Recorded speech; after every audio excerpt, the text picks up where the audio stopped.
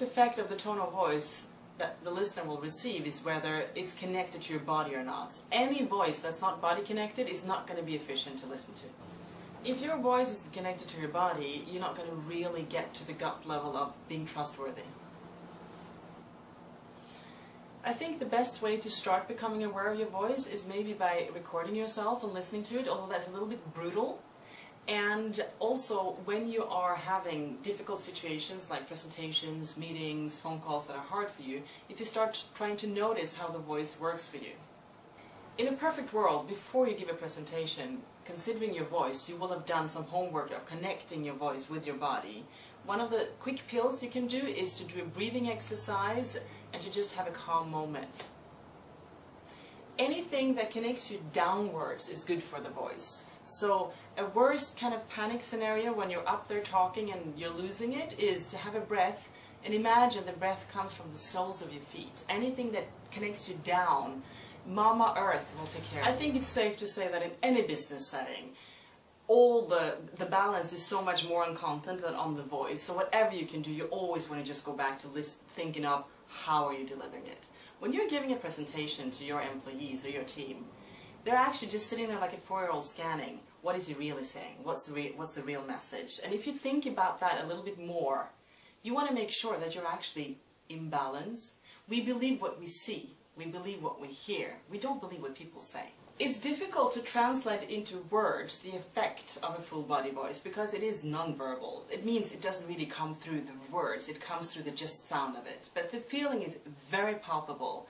I think it's like a sensation of coming home, of resting in yourself, of trust, and of being able to just unfold. The reasons for disconnect between the words and the tone of voice are many. If you don't really believe in it yourself, it's going to be obvious. If you're really uncertain, if you haven't really had the time to feel comfortable about it, they're going to hear it. So I think part of it is a lack of confidence and part of it is a lack of realness. As a coach, I very often get the question, so can you help me how I can lie better? Can you tell me how I can, sell a product better that I don't believe in?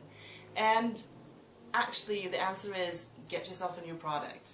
Because there is no way to get authenticity repackaged. Real is real, lie is lie. Many times when people are afraid of public speaking, it's because of a framing, of a mindset of who am I to come up there and tell them what to do. And that's, if you come into a room with that kind of sensation in your body, it's going to be hard.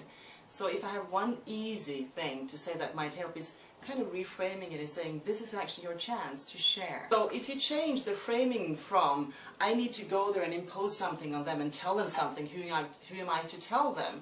If you go from there to, this is my moment to share, and if I like it, they're going to like it, and it really matters to me that these people get it.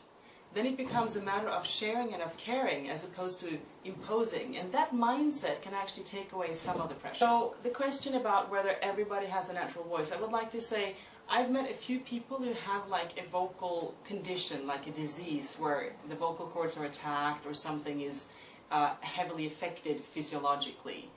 They are, however, a minority of the people I've come across. I've come across tons of people who say I don't have a voice, I can't sing, and actually they can. So I would say the big majority of us, we are born with a natural access and joy with around using our voice. And what is really missing is not the voice, but it's the access to it. The work is not about going out there and getting something and acquiring something that is missing. It's about accessing what is already there, just waiting to be expressed. So I find it fascinating also the kind of emotional pressure we have around our voices. If you think about yourself and your own being, think about the way you talk about your voice. So when I started working with clients, it's almost saddening to see the immediacy of the judge that we have around our voice. It's like we don't allow ourselves to just send out a little sound unless it's pitch perfect the way we think it should be. And I even hear many people say, I don't have a voice. And my fascination is, well, you're saying that to me with your voice. And think about being your voice. Think about that little voice inside. That's going to be very harsh to be that hardly hit. And if you compare it to dancing and the body, we don't say, I don't have a body. We say, I can't dance. But we say, I don't have a voice. So again, it's this image of how neatly it is connected with our with who we are and our personality and what we can do in life. And we all have that voice, but sometimes we lack a situation with safety and tools where we can learn to express more.